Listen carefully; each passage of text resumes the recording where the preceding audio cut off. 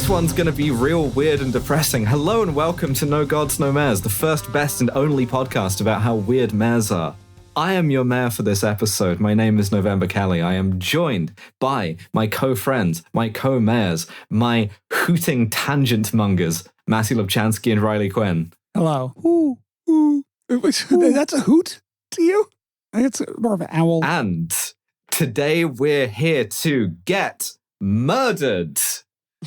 We are going to get killed doing this one if we do anything. Got murdered, and it's us. We're going to die in suspicious circumstances because we are going somewhere that I've been meaning to take us for a very long time. We are, at long last, war bloggers. We are all NAFO dogmen because we are going to Ukraine to talk about... the Ukraine?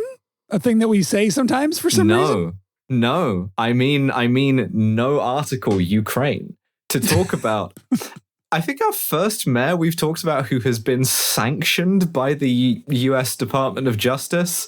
We're talking about... Eric Adams will one day, God willing, be sanctioned for something completely insane. Yeah, that is very true. But this is a guy who's been sanctioned by the US, the UK, Australia, all the rest. Like, this is a guy it's illegal to trade with, for instance, and you'll get your bank account shut down. We are going to talk about Vladimir Saldo, who was mayor of Kherson from 2002 to 2012.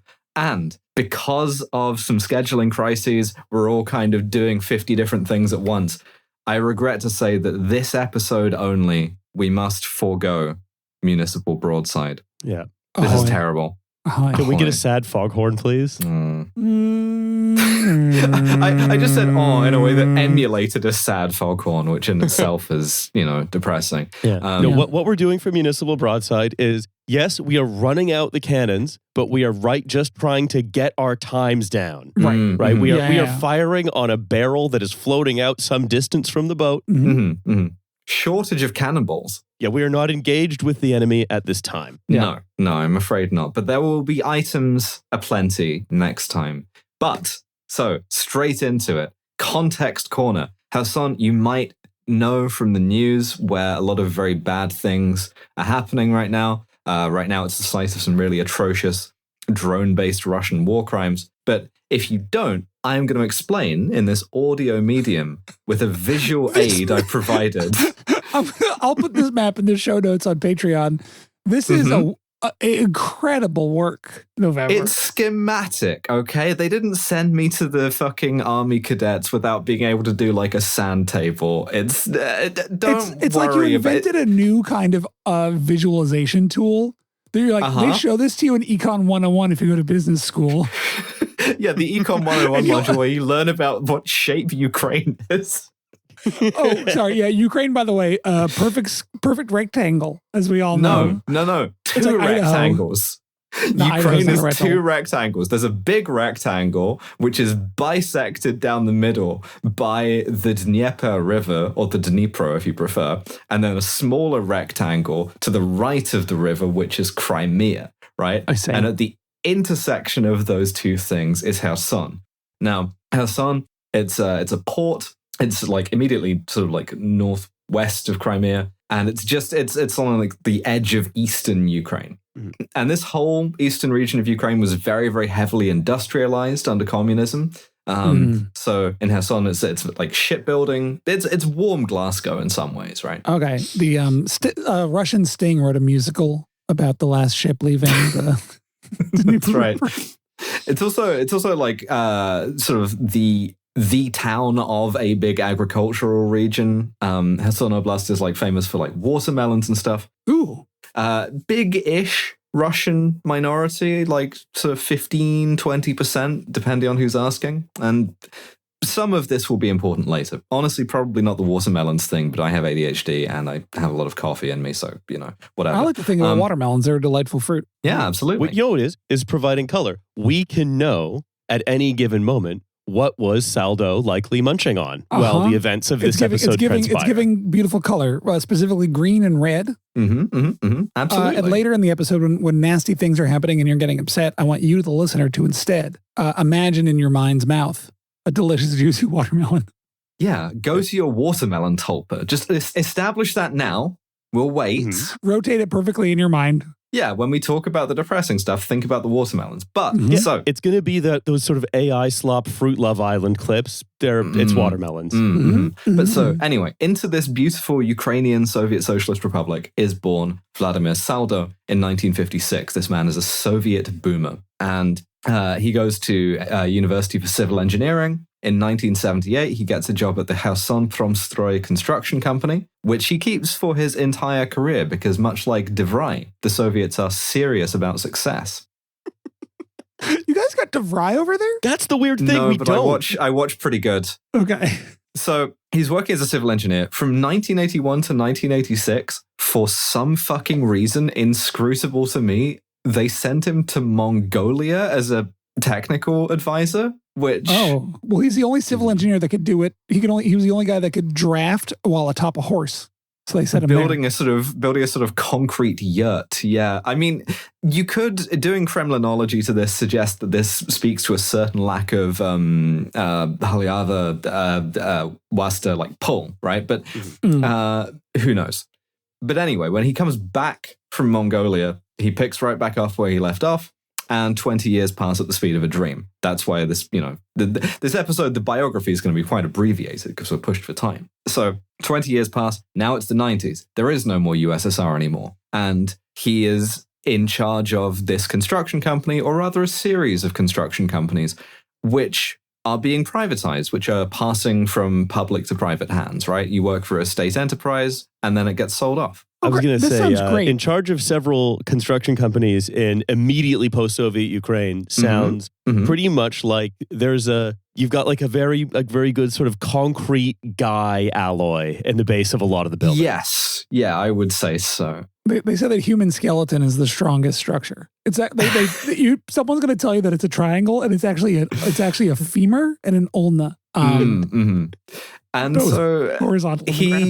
I hate to interrupt November again, but which building do you two want to get encased in when this episode comes out? The concrete yurt, the yurt in Ulaanbaatar. Maddie, what building are we gonna do? Would you like to hold up? Well, after I retire from holding up half the sky when I'm killed, I would like to be put in some affordable housing in my native Queens. Oh. Yeah. My girlfriend's wife went to Ulaanbaatar once, and she said it was a fantastic place. Really, really cool. Worst pollution she had ever been, walking around in. And then got food poisoning so bad she almost died. And still 5-star review. So shout out to Ulaanbaatar.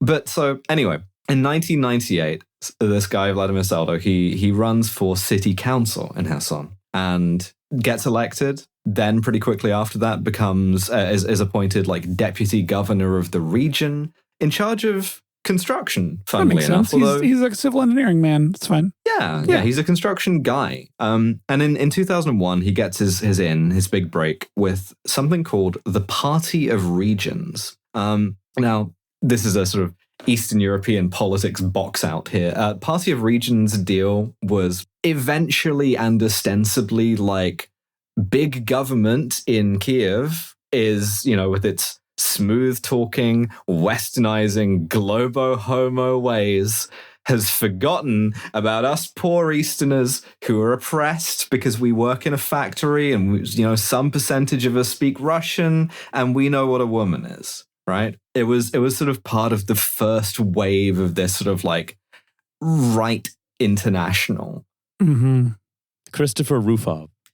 Kind of. Well, I mean, Alexander Dugin, actually. Globo homo skinaya. Sure. Yeah. I mean, it became that, but in its first incarnation in the sort of very early 2000s, it was much more nakedly the kind of Moscow branch office, right? Okay. It's just like not controlled opposition, but like, here is the party that represents Russia's interests. Everybody knows that that's what it is. Right. And the policy was much more nakedly like whatever Russia says, and whatever Russia said in 2001 involved making a lot of money from privatization. So as you can imagine, the opportunities here for a guy who owns a series of construction firms and is deputy governor in charge of construction are expansive, let's say. He wouldn't give himself. I mean, he would know to recuse his own companies from contracts. I assume. Could we check that? Yeah, probably. I just checked. Yeah, fine. I typed in, I went to isthatfine.com and it said yes. It said, yeah. It just said, yeah. It just, the thing like spun for a while and it just said, yeah. Cool. Yeah, it's crazy that if you ask it, like, it asks you like 20 questions and then it decides whether or not it's fine. It knows. So not really a surprise that on this Party of Regions ticket, Saldo becomes mayor of Kherson in 2002. He beats the head of the local traffic police in an election that I can only find described as dirty. Apparently so dirty that this guy, this cop, he quit as a cop to run. Sergei Sokolov, one of his people says, yeah, he just went to the park where he grew up and just kind of like stood looking at the pond for a bit because he was so depressed. Which, oh, I've been there, sister. Yeah, real. There's not a lot of detail on this because it's, kind of too obvious about the corruption that's happening here. But let me put it this way. There's a quote from Novaya Gazeta. Saldo is a very average politician with no principles who will do anything for money and power, Kherson journalist Konstantin Ryzhenko said. He has a dark past in politics and business. He is infamous in Kherson for several illegal business takeovers. His name is also connected to a few very suspicious deaths, and none of them were investigated properly. Saldo has become a symbol of decline, economic ruin, corruption, forcible takeovers, and gang violence. I mean, what about number one, did he get some potholes filled? Well, it's funny you should mention, actually, because one of his big planks was that houses were going to get 24-hour running water, which none of Kherson did, because, that's for factories, basically. And so there was like plumbing and stuff, but it ran on a schedule, basically. That's crazy. It's like power rationing. Like you have water for like X number of hours per day, right? Mm-hmm. And so his deal was like, I'm gonna like do the plumbing, and he did not do the plumbing. I regret to say. He's probably busy doing something else. Yeah, probably the decline, economic ruin, corruption, forcible takeovers, and gang violence. I mean, that's got to keep a guy busy, right? People. What do you think? We're pressed for time today. What do you think we have on? Yeah, exactly. Now, I mean, luckily, right? You know those memes where it's like, what would you do in this situation? Vote. Well, mayor of Kherson is a 4-year term, and 2006. That self-same traffic cop, Sergei Sokolov, he's running again. He's gotten out of the kind of looking at ponds depression, and he's like gonna make another run for it. And it looks like he might, if we go to page 4 of the notes. Can someone read that headline for me? Oh, sure. Yeah, I've got this one. Before I read, I'm going to assume that this is congratulating everybody on a fair and clean election. Okay. In a car accident in the Crimea, killed the former head of the state traffic police of autonomy, Sergei Sokolov, who intended to, in the upcoming elections, to compete for the chair of the mayor of Kherson. Yeah. Question. Speed kills. Question. Is there another former traffic police of autonomy named Sergei Sokolov that died separately under, is there 2 of them? Yeah. And I did look into this. Yeah. Mm-hmm. I did check, and no, it turns out this was the same guy. This was the Ponds guy. Turns out, so like for some reason, a minibus just cut into his lane from oncoming traffic and killed him instantly. Broad daylight, 10 in the morning. The driver of the bus was fine, like the weather was good, Sokolov, his friends describe him as being a good driver, maybe on account of the fact that he was a traffic cop his whole life. Honestly, talk to your friends about mental health. Yeah, for real, since this guy gets killed, Saldo just gets reelected. Not in a landslide necessarily, but This is about the time that the Party of Regions is starting to rebrand in a more populist way. It's starting to do the Kiev wants to make your son into Conchita Wurst in order partially to try and peel old voters away from the Communist Party. Oh, sure. And that combined with the sort of like but her emails thing that I'm not getting into with Yulia Tymoshenko, that works well enough that carried by Eastern Ukraine, the Party of Regions ends up at the head of a governing coalition, and a guy you may have heard of called Viktor Yanukovych becomes president of Ukraine. So this is all great, right? Like everything is coming up Vladimir Saldo because you're making money, and now you can make more money because like there's a national government aligned with your interests. Wonderful. So he serves out his term, gets reelected again. From Wikipedia, the Association for the Reintegration of Crimea, reported that Saldo's 10-year mayoralty was a time of total embezzlement and corruption that entangled all spheres of the city's life in at times grandiose scandals. Okay, grandiose scandals. I would like to hear more about that, please. Well, see, the problem is, like, admittedly, I'm relying on sort of machine translation for both Ukrainian and Russian here. There's just not a lot of detail about exactly how grandiose the scandals got. The only thing I can find is that at this point, his nickname is Mr. 50%, which, as a percentage value, I think is the highest of the Mr. percentages we've had. Because we've had a Mr. 5%, we've had a Mr. 30%, Mr. 50%. Like, that's pretty high. It's half of everything. A grandiose scandal, by the way, is when you are hiding the money in a chandelier. Yeah. Well, I think this is going to be the kind of, style of the corruption, certainly. But why do you think that really fancy shoes have the very long, pointy toes? It's a grandiose, very fashionable shoe because you need so much space for those extra bills. You can the big pointy too. You can roll up a bill and slip in there. One of the other reasons why we're going to get killed doing this is because if you're the kind of person that people can write, he embroiled the whole city in grandiose scandals, and then no one has published anything online describing the scandals, it's because the people who were going to do that turned up missing. Okay. So I think maybe that's the problem here, is this guy not a cooperative subject for biography on account of maybe the murders. Allegedly. The minibuses. Yeah. I just need everyone to know we are all fantastic drivers. We will never die in car accidents. I'm an okay driver. I just want to make it clear on the record that both for the record, for if something happens, but also to November, I want to live. I enjoy being alive. Yeah. Sure. No, I may absolutely. come off sometimes as depressive, but that's just a sort of my emotional bearing, but is not a sincere desire. But I mean, I hope you're enjoying my most elaborate method of suicidal ideation yet. Yeah. So at this point, it's 2012, and there are national elections, and he runs for the Rada to be an MP, right? For the Party of Regions. Unsurprisingly, he is elected, and also unsurprisingly, he ends up on the parliamentary select committee for construction because he's a construction guy.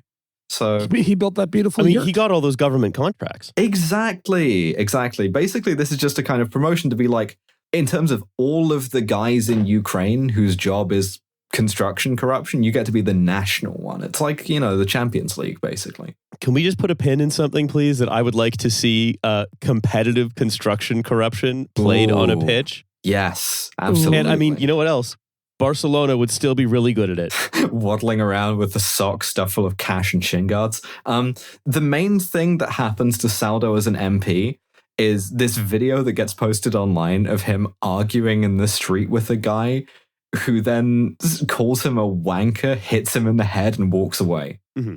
Oh, and walks directly into a bus. Sure. Yeah, this guy. Wait, are you saying Saldo always has a few? I'm just trying to, Maddie, I want to unpack what you've proposed here. Is that Saldo is a man who, instead of going about armed, goes about imbust. Yeah, there's always a bus idling around the corner. He's always ready to scramble the buses at his enemies. All right. I mean, you don't want to scramble more than one because you're going through buses that way. You're going through buses and drivers. Having like a kind of laser designator you can point at someone so the laser guide of bus hits them. In 2000s post-Soviet Call of Duty, we don't actually have the drone yet. What we have is a bus that you can take control of when you get a kill streak. Yeah, I was going to say, it's like, so the problem right now is that the president thinks that the steam launcher that launches the buses is really cool, even though it's not really practical anymore. So the main thing is, right, this would otherwise be a basically ordinary kind of Eastern Ukrainian politician at this point, right? There's a million guys like this, or there were, until 2014, right? Because Yanukovych kind of maybe goes a bit too hard in the paint for enriching himself and doing whatever Russia wants. And now all of a sudden there are a bunch of people with like EU flags in Independence Square in Kiev, right? And they have some thoughts about whether or not he should keep being president. This is the beginning of what becomes known as the Revolution of Dignity, Euromaidan as well. Maidan just means square, like Independence Square is Maidan Nezalezhnosti. But basically, Saldo, being a Party of Regions guy like Yanukovych, is like, yeah, we should. He's like on Russian state TV all the time, being like, yeah, we should fucking kill him or whatever. Like, we should make it illegal to protest, which is what they try to do. That is what Yanukovych tries to do, and this spirals until you have Berkut, like SWAT cops, like sniping at people, kill like a few hundred people total, even. Oh, yeah, but the kind of heartening thing that normally makes people stop protesting, right? Yeah, no, for sure. I mean, the thing is, this doesn't work. And so you don't even need to reach for the sort of watermelon tulpa here, because, listen, ideally you don't need me to tell you how the revolution happened, but like Yanukovych fled to Russia, right? He left his extremely tacky mansion behind, and Russia got so threatened by the idea of an EU-aligned, NATO-aligned Ukraine that it occupied Crimea. If you remember the like mysterious little green men, that was then. And it also backed these two separatist movements in Luhansk and Donetsk that seized power in like the big Eastern industrial capitals and declared sort of independence from Ukraine, right? I actually did not have this context for while that stuff started happening. So thank you for that. Yeah, there's more. This is the sort of like really, really short introduction. I'm certain I'm getting stuff wrong, but this was the initial driver for the start of the war, was that Russia's sort of client president got ousted, and because Crimea, very strategically important, big naval base there, they occupied Crimea, then they occupied the like easternmost bit of Ukraine, the Donbas. So both of these are basically next door to Kherson, which is now the furthest east Ukrainian-controlled city in Ukraine. And obviously this is not great. This starts this kind of slow-burning war. But at the time, one key aspect is that everybody is done with the Party of Regions, right? Like, both sides. The Euromaidan protesters have ousted Yanukovych, and so like they're trying to sweep out all of this sort of like old sort of post-Soviet style corruption. Russia's also kind of done with them because they don't need them anymore. You don't need that guy if you're in the sort of overt phase of like occupation. Yeah. You don't need the shadow war guy if you're doing the sunlight war. Sure. Yeah. You don't need the sort of the puppeteer once things are kind of moving by themselves. He's a bit redundant. Exactly. So he joins this party called Our Land, Nash Krai, which is kind of like a retirement home for old Party of Regions guys. And he runs for mayor again, and up against him is this Euromaidan guy called Vladimir Mikolenko. And Saldo eats absolute shit. Like, he gets like 5% of the vote. It's no good. You're like, we want water, please. 24 hours of water. Yeah, like he gets in on the city council as sort of like a consolation prize, but and then runs for mayor again against Mikolenko's successor, a guy called Ihor Kolikayev, loses even worse, like 1% of the vote, until finally he's not even in Our Land anymore. He's in his own cope party called the Vladimir Saldo Bloc. What, like an Australian? Yes. This does feel very Australian. Ukraine is Australia. I've been saying this for a long time. That's why all the technicals, all the Mad Max shit. That's an incredible way to upset everybody on both sides of the Ukraine war. Is to be like, is Ukraine European? No. Is Ukraine Russian? No. I've come up with a new third way. Ukraine is Australian. Yes. Incidentally, Kolikayev, the guy who beats him, his party is just called We Have to Live Here. But the party's just the emoji shrug. I don't know. What do you want me to do about it? I think this is the best name for a political party I've ever heard. I wrote in for it as the name for your party, but they didn't take that, which I think was a mistake. It's really close to the here where I live is my country, but stupider sounding.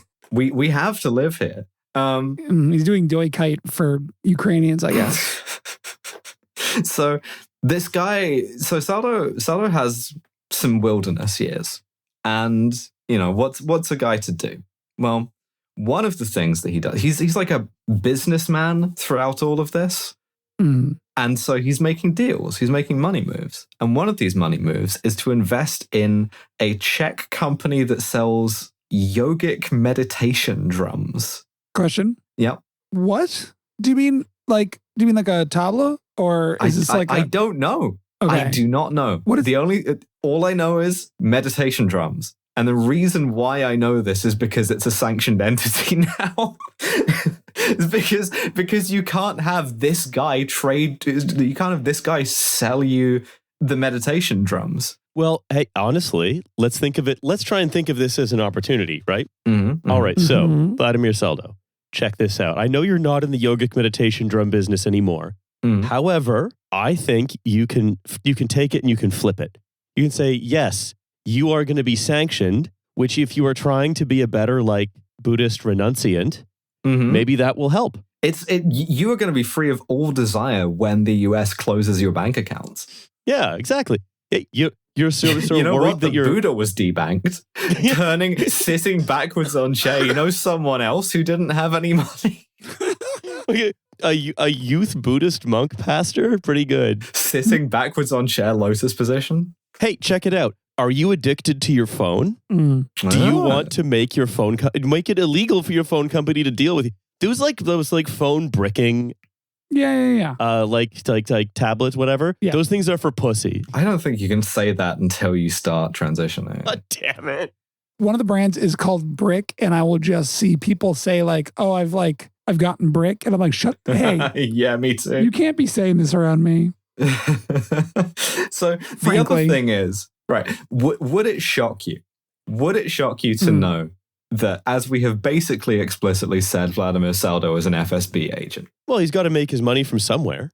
Can't sell the yogic meditation drums. When I say agent, but I mean like asset, right? Like, so the Russian intelligence goes to him and goes, "Hey, what's going on?" Right? Well, so he, I would imagine, spends a lot of time kind of coping and seething to the FSB about how they don't use him anymore. I mean, given the Vladimir Saldo party's a winner. It's going to get back. You'll see. You'll all see. I mean, the thing is, you have to assume that this guy was an agent of Russian intelligence basically for as long as it's existed. Like, you're some fresh-faced young FSB officer, fresh off your first poisoning or whatever. You go and talk to this guy, and he's like, listen, sunshine, I've had more corrupt deals with the FSB than you've had hot dinners. Yeah, I've been here longer than the umbrella that poisons people. He starts as a fresh-faced, eager young man, and he's like, I'm so bored in Mongolia. I wish there had someone to talk to. I've kind of turned this guy in my head into Ukrainian Bricktop, like. Okay, all right. I'm gonna follow you on that one. All right, let's do it. But so he talks about meeting his FSB handler in Crimea, and he says, the main thing is to provide information about what's happening on the ground, about public sentiment, about protests and what they worry about. And if they do decide to enter Kherson, they will need reliable people. So just a little bit of foreshadowing there. But it's like kind of auditioning for the job, But you might ask me, I think, reasonably. If this is a guy talking about his work as an agent of a foreign intelligence service, how do we know that he said this? And the answer is that there's an audio recording. It's a really reliable way to know somebody said something. Well, we'll sort of get into this because this recording is in the possession of and maybe made by one of Saldo's rivals, a rival businessman in the business. Maybe he sold like different drums. I don't know. He sold yoga blocks. Yeah. Yeah. A guy called Denis Paschenko, who also, and this may be the source of their falling out besides the drums thing, owes Vladimir Saldo about $300,000. It's a lot of drums. That's a lot of yoga mats. Yeah.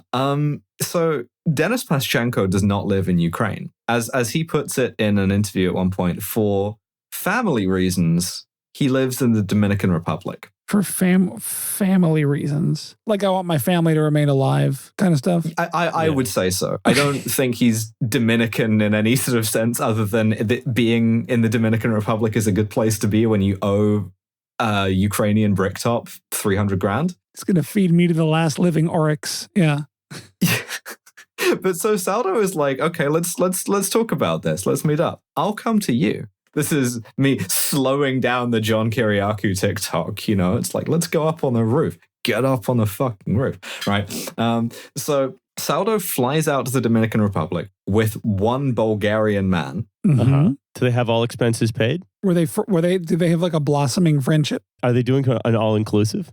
I'm not sure if you can get a package deal on what they're about to do there, because it seems like they go and meet Paschenko and then kidnap him, torture him, and like by like electrocuting him, etc. Okay, so maybe, well, we don't know. This could have been what the Bulgarian likes to do, and he's friends with Saldo. So Saldo's like, "Do you want to come on a trip with me to the Dominican?" He goes, "Sure thing. I will." He's like, "You have to promise me to not kidnap this guy for 50 days." Mm-hmm. Or do the like torturing him with electricity thing that I know you like to do. I know you love to do it. But Saldo wasn't involved. It was this other guy. I want to like get out of like just the resort, and I want to explore like local restaurants and go see how like actual people live. Yeah, I don't want to be a tourist, you know? Like I'm a traveler, you know? I don't want to be a torture tourist. I'm a citizen of the world. Mm-hmm. Yeah. They keep Paschenko captive for 50 days of torturing him, which is a long time to live with someone, even if you spend most of your time not electrocuting them, I would say. But after 50 days of torture, like that one song, after 50 first dates, Paschenko escapes, and he is rescued by the police when he falls out of a taxi next to the police station with his arms and legs still bound. So like the Bulgarian guy was like, I know he said to watch Paschenko, but there is this really awesome like local festival, like one night.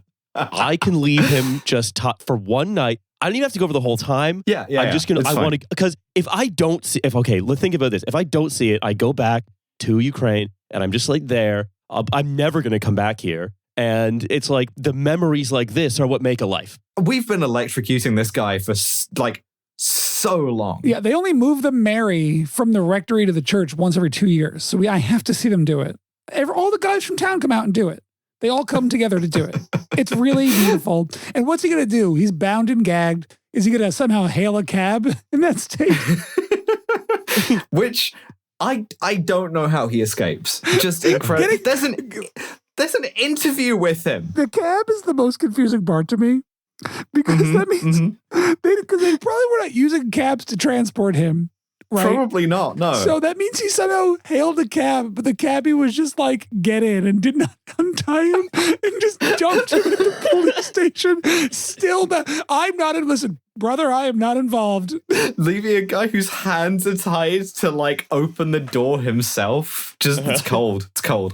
It's a Tesla. You can't figure out the handle. He's bound and gagged, and he's got the problem. The secret to a long life as a cab driver, I think, is maybe when a guy tries to get in your cab who looks like he's been being tortured for like a month and a half, you don't untie him, like, just in case. That's true. You know? Yeah, like I listen, I took him where he was going to go because I have to respect, that's cabbie's code, right? The cabbie's code. The cabbie code, I have to respect it, but I didn't untie him or anything. I just took him to the police station. It's not a big deal. The cabbie code, the union rules say, I'm actually not allowed to touch anything binding the passengers. Yeah. That's a broader... That's a broader sort of family of jobs under the International Brotherhood of Seatbelters. Yeah, even if I wanted to untie him, by the way, I did not have time because I had to get across town because there's this really amazing festival going on. Yeah.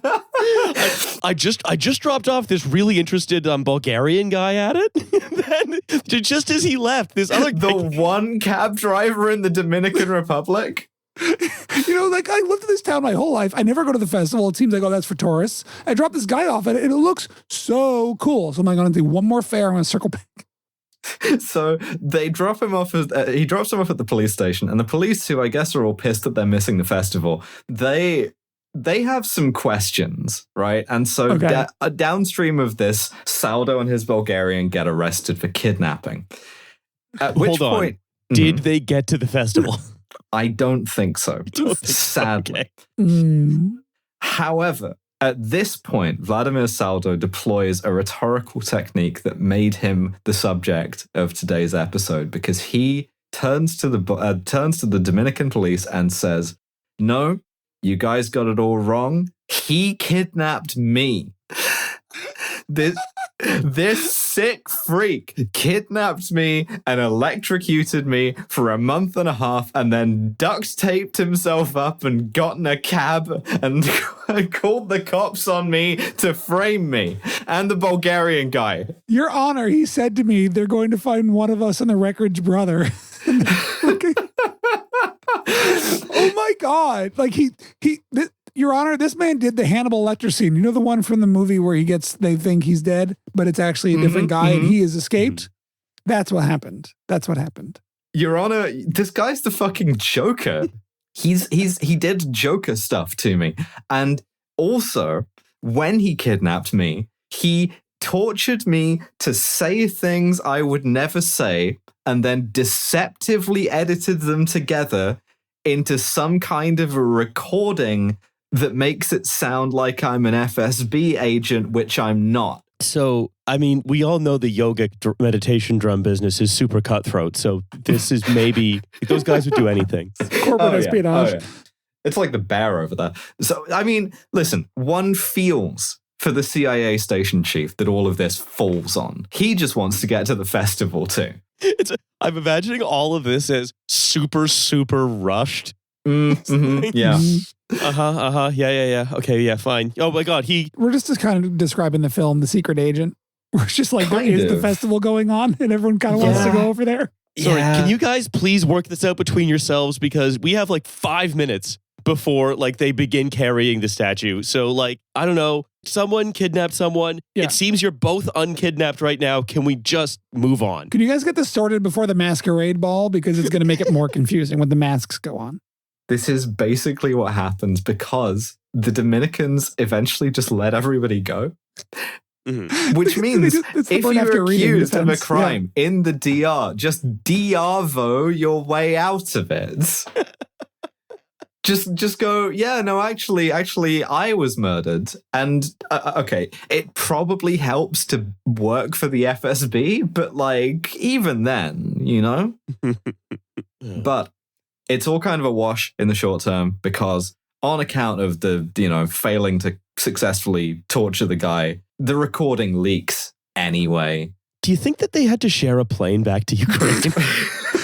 That many flights between like Kiev and the DR, right? You want that's what the Bulgarian's for. He's in the middle seat. Wait, so this guy also managed to get a recording of the guy that was torturing him. Supposedly. Or yeah. I think this is referring to the initial recording. He was torturing him to get the recording back. Yeah, this is referring to the initial recording. Yeah. The like, I am an FSB agent recording. Yeah. Or more specifically, it's so hard being an FSB agent. There is a kind of unspoken Peaky Blinders style war here, reading between the lines, because a couple of years later in 2018, Igor Paschenko, Denis's brother, gets shot twice in the head, just in the street in broad daylight in Kherson, by a couple of hired assassins, the Kalchenko brothers. I've included some photos here. These are the two most looking at Salisbury Cathedral motherfuckers you've seen in your life. Mm-hmm. I gotta say, can we please read the descriptions of them that are given? Oh, they're beautifully romantic. Yeah, I love these. Riley, do you want to take these? Yes, please. These are from the Kherson police when they were looking for them for this murder. So this is Kalchenko Sergei Nikolaevich, born in 1984, in appearance 30 to 35 years old, height 185 centimeters, sports body structure. I think the translation there is giving you athletic body structure, but yeah. No. They there's the two assassins. There's the regular edition and the sports edition. The sports edition has a slightly more responsive shifter. Oval face, and I think this is unkind. Flawed chin. It looks fine. Yeah. I don't know what's the flaw that they're pointing out with his chin. Do you think it means translation error from the word dimpled, perhaps? Probably. Maybe. Protruding chin, dark hair, dark eyes, dark eyebrows, thick arched nose, straight with a curved back. Ooh. Again, that's the sport model, straight with a curved back. The ears are adjacent, the lips are full. Special signs, existing moles on the chin, on the left, and a mole on the right cheek. Police bulletin, just like, yo, this guy's kind of nice with it. Good yeah, this reads like the opposite of the doctor's notes that I see when I went in for like an FFS consult, where it said like thin, masculine lips.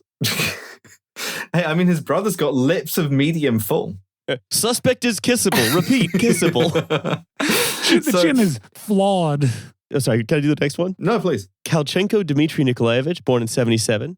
40 to 45 years, 180 centimeters. So the short of the two goons, he's the short goon. Medium body structure, face oval, flaxseed coloring, protruding chin, hair dark, dark eyes, dark eyebrows, thick and arched nose, straight with a curved back, adjacent ears, lips medium full. I love when the ears are adjacent. Also, all four of these ears, cauliflower. Yeah. Do they mean attached lobes? These guys, they come up to you, right, in the street in Kherson. You go, well, if it isn't the Blowjob brothers, they shoot you twice in the head. I mean... On account of their full lips. If it isn't Blowjivich. There's a fairly famous quote from the 2000s about in the sort of intelligence world, where it's like, say you meet like a Russian... and like, you know, in Italy, he's wearing like Gucci loafers, white suit. And he's like, I'm a businessman and I want to invest in your company, right? One of three things are possible, right? He's either exactly who he says he is. He's like Russian organized crime looking to sort of like for opportunities there, or a Russian intelligence officer. But the most likely prospect is that he is all three of those things at once, with like no sort of contradiction between them, right? That's kind of the vibe I get off of the Kalchenko brothers. Both of them presumably fled to Russia to escape the Ukrainian police. Sergei Nikolaevich, the younger one, the one with the not medium full lips, he is sanctioned by Ukraine and the UK as director of a company called LLC SNK Trade that seems to exist entirely to buy DLE-55 drone engines into Russia from China. No word on Dmitry, by the way. I don't have ADHD. Anyway, the police in Kherson, they can connect the dots eventually. So in 2022, several years later, they finally indict Vladimir Saldo. And I quote here from The Guardian. I wanted to jail him, said Alexander Prokudin, Kherson's police chief at the time and now the city's governor, sitting in the basement he uses for meetings since the Russians blew the roof off his office. Detectives had found the intermediary they suspected of sending gangland assassins to shoot one of Saldo's enemies. And the intermediary had told them it was Saldo who had paid for the hit, Prokudin says. Then the war happened. Can I ask a quick question? Yeah. So we know that Igor is sadly no longer with us. Yeah. However, they were like, well, we couldn't kill Dennis in the DR, and now he's taken precautions, such as always having a taxi driver near him, and being very bus-proof. Yeah, he's bus-proofed himself completely. Some people coup-proofs, others bus-proof. So he's wearing his like he went to the John Wick tailor and got the bus repelling suit Mm-hmm. Is he just fine? As far as I know, Denis Paschenko is still alive. Mourning his brother, basically. I found an interview with him where he's like, at about this time pre-war, where he's like, I will testify to the SBU, like Ukrainian FBI, about Saldo. And then that's the last thing I could find about him. So who knows, basically. But don't write in. Yeah, he's Saldo is under the gun. They're about to arrest him. And then there's a special kind of providence for this type of guy sometimes, it feels like, because just when it feels like he might face any kind of non-Dominican consequences, it is 2022. The Russians roll into the rest of Ukraine, starting the phase of the war that we are currently still in. Kherson is occupied pretty much immediately because it's just not defensible. It's like right next to Crimea. Mykolenko and his successor, Ihor Kolikayev, the guys from We Have to Live Here, they get fucking disappeared, right? This is the sort of watermelon tulpa portion of the episode. Because when they occupy Kherson, the Russians try to make Mykolenko keep being mayor.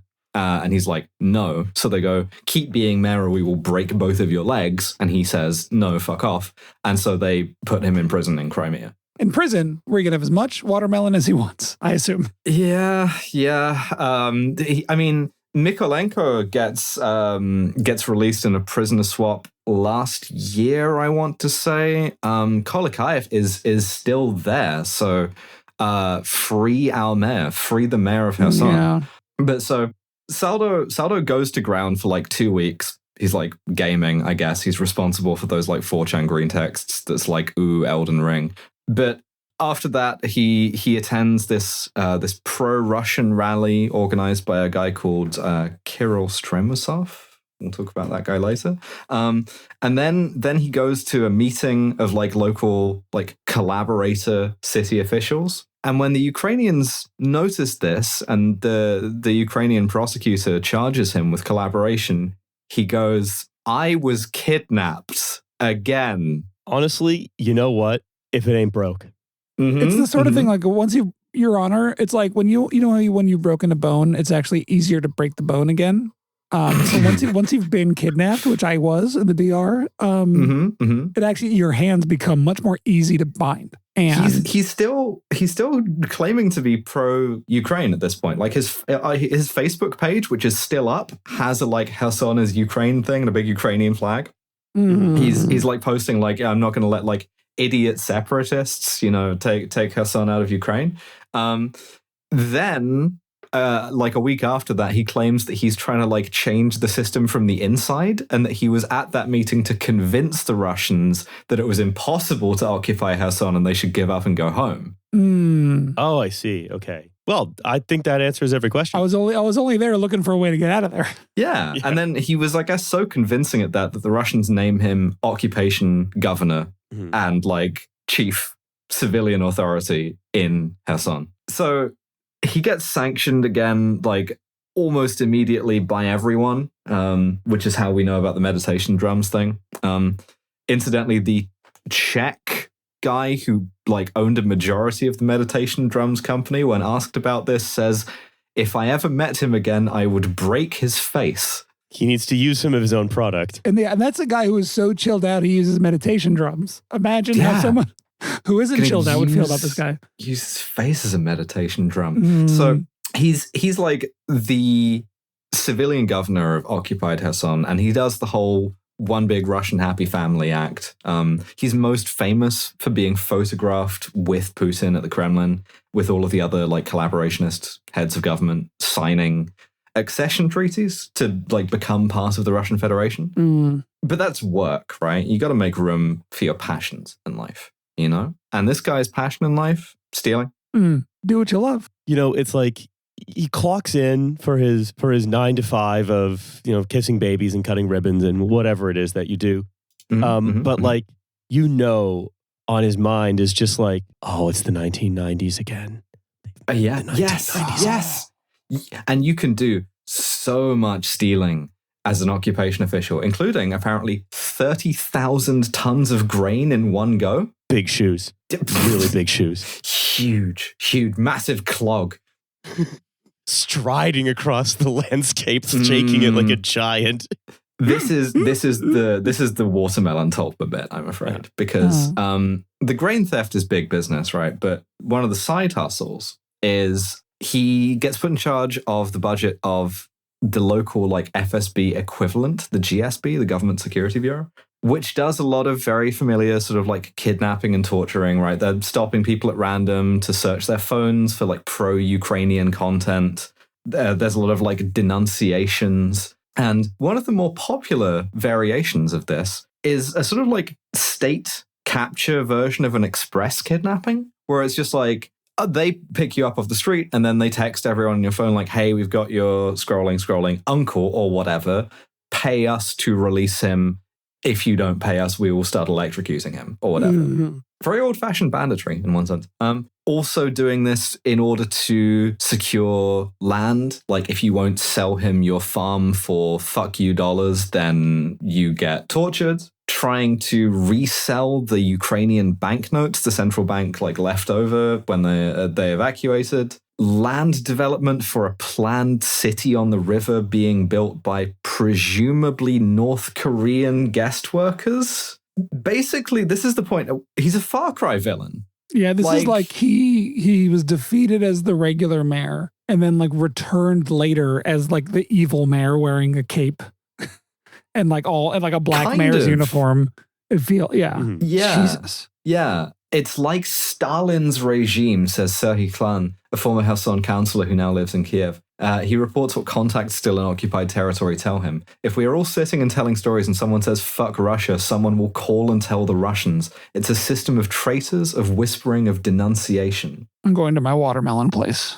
In my mind. According to Ukrainian war crimes prosecutors, Saldo is directly involved in managing Russian torture prisons in Kherson, at least 20 of them. And during the Russian occupation of Kherson, about 400 people that we know of were disappeared, some of whom were killed. And yeah, a lot of torture. This is all quite dark. I'm going to leaven this with a couple of details. One is that the Ukrainians do keep trying to kill him. They don't ever manage it, not yet anyway, but this is a real like sort of, he's dodging the first scene of Casino all the time. They're like blowing up his car. The other is that he's basically the only collaborator official who has any experience of government, right? Like, and this curses him to be surrounded by morons. He's in hell. Yeah. Yes. Yeah. There's a quote from a Russian analyst describing a guy called Yevgeny Belitsky, who's like Saldo's opposite number in Zaporizhia, which I would translate as he doesn't work and he doesn't even steal. Holy shit, he's the reverse of Portuguese. Yes, he's reverse Portuguese. Ruba no faz. Yeah. That's my favorite song. No Ruba no faz. Yeah. Of these idiots, the funniest person in the whole war. I know it's kind of funny to describe someone as like in sort of a war as being funny, but this guy's the deputy head of government in occupied Kherson, is a guy who will be familiar to if you ever spent too much time online in a sort of Ukraine-related space, a guy by the name of Kirill Stremusov. Now, like about 5 people are going like, yes, at the screen right now. I'm going to send you on the WhatsApp a tweet here that Francis Scar has of one of Kirill's vlogs. And I'd just like you to just have a look at this and tell me what you see, and we'll put this in the notes. Oh my God. Okay, so it's like karaoke video style. Like here's a guy, and he's just talking about how great Russia is. Singing. Yeah. Can I sort of add a little bit of an edit to the singing claim? I think what he's doing is deaf poetry. Yeah, this is like Cake, but about like Russian state propaganda. He's going the distance. He's going for speed. I'm in Russia. Yeah, I see Washington in a valley. I see Dallas in Texas. How pleasant it is to drink tasty Russian kvass here in Russia. Fuck me. Russia extends to the Amazon, to Egypt. Washington, D.C. is in Russia. Sydney is in Russia. And here's the thing, right? Kirill Stremusov, he like vlogged. He was a war vlogger, and he made like several of these a day sometimes, to the point that it completely eclipsed his boss. right? He was also kind of low-key a crystals girly. He was into this like neo-Stalinist, neo-pagan, anti-Semitic conspiracy theory thing. That thing? That thing we all know? Yeah. That thing that we all know. the neo-pagan, neo-Stalinist anti-Semitism. Yeah. And he would do these kind of vlogs where he would kind of lose it a bit. That very Gabriel D'Annunzio, right? He would sort of like get on the mic and in like a baseball cap and a gym outfit or like a shirt with no tie, just start screaming about like Ukrainian Nazis and cosmic energy. Huge anti-vax guy as well. Like, was very much like COVID was a lab leak from Ukraine, and they're trying to vaccinate you to make you gay. And then as things turned a bit more serious in Kherson, he turned kind of war blogger. And he had this kind of niche, I guess, in the sort of meme space as like the same as Saddam Hussein's Minister of Information, right? Like he would claim that like Russia was going to occupy Bucharest.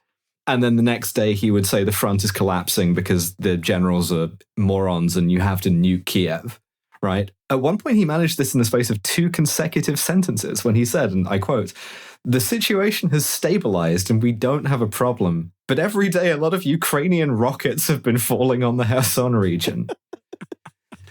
Yeah, perfect. Great sentence work. I've got a quote here, or rather I've got a tweet here from Mark Krutov. This is a photo of Kirill Stremisov in his car, vlogging, total Russian-American chud confluence there. And do we want to just describe what we're seeing here?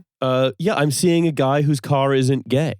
Yeah, his That's car's right. been his car's been removed from the globo homo hegemon by removing the seatbelt. He not just like cutting it out or anything. The entire seatbelt thing is just removed. He has de-vaxxed his car. Yeah, it's he's not just not wearing the seatbelt. It's gone. It's yeah. So that's Mr. 50%'s vice president, effectively. Beautiful. Is the guy with the Punisher skull seatbelt silencers, who is just vlogging from his car. But so Saldo, he got appointed in April of 2022. By August, under fairly mysterious circumstances, he gets poisoned and they have to take him to Moscow for emergency medical treatment. Given that the Ukrainians don't take credit for this, but they do take credit for stuff like trying to blow up his car, and it's not really their MO in the first place, I think it's generally considered more likely that the Russians poisoned him as a warning to get him to stop stealing from them and get back to stealing for them. Look, when your as per my last email doesn't work, you have to go to as per my last poisoning. I mean, Russia has form for like poisoning people as a warning and also being very sort of cavalier about the poisoning. But like this poisoning could have been an email. And it's completely like he posts to Facebook from a hospital bed in Moscow being like, everything's fine, don't worry about it. And then just had some suspicious oysters. Yeah. Definitely wasn't poisoned. Had to go to Moscow about it. And then in October, they just send him back. I didn't get put on a PIP, which is of course a personal improvement poisoning. They send him back and they reconfirm him as governor. So there's like some kind of internal power struggle, death of Stalin shit happening here that we don't know about and can't know about. And this one's just completely opaque of just like, yeah, I just got poisoned for a few months, you know? Yeah, I was just sort of on poisoning leave. So luckily, he comes back in October, just in time for depressive phase Kirill Stremisov to win the argument with manic phase Kirill Stremisov, because the front actually does collapse. And the Ukrainians are about to liberate Kherson, fucking up everybody's little like Far Cry torture paradise. And part of the problem here is that Kherson is not very defensible from either side. And so militarily, the best course of action is just to abandon it, go back east across the river, which is what the Russians are going to do, right? They're looting everything that's not nailed down. They take all the paintings out of the art museum. Notably, they kidnap a raccoon from the city zoo just to keep as like a mascot for the troops. No, that raccoon kidnapped Saldo. Yeah. That's sort of like our city's mascot. It's sort of like a Jimothy Jimothyonitz. Yeah. sadly, depressive phase Stremusov is not so happy about winning the argument because he's locked in the back and manic phase Stremusov is in the driver's seat, so to speak. Oh, God. Wait. Manic phase Stremusov doesn't want to withdraw, right? Because that's gay and vaccines. He wants to fight. He wants to keep doing his karaoke and he wants to hold on to all of his stuff. And so he's been vlogging about how Sergei Shoigu, the Russian Minister of Defense, is like betraying the country and he should shoot himself, maybe. Ill-advised thing to do. This is the thing. The Prigozhin rebellion wasn't for another year, so people don't know that this is bad for your health, right? People, all sorts of Russian war bloggers were just being like, oh yeah, Shoigu should kill himself. But so he goes to a meeting with Saldo and the Russians, and he kind of makes this point to them of maybe the Minister of Defense should shoot himself, and maybe I shouldn't have to leave. And we shouldn't withdraw across the river. He does it deaf poetry style. Doing the snaps. But he makes this point. And I assume that some of them at some point maybe warned him that you can war blog too close to the sun. But you know what? He's not the kind of guy to let them dim his shine like that. And I think that that's beautiful. And so he, opens himself up and he makes himself vulnerable and he says, no, I'm not gonna countenance this retreat, and insists, leaves the meeting thinking, I assume that went pretty well. Feeling pretty good about this. I'm gonna get in my car and I'm gonna drive back to Henichesk, which is where the sort of Russian headquarters are. And would you believe the bus that cuts into his lane just from oncoming traffic, for some reason, completely clear day, just unaccountably, just crazy. Well, it was that bus driver from earlier. He got a new job driving a truck.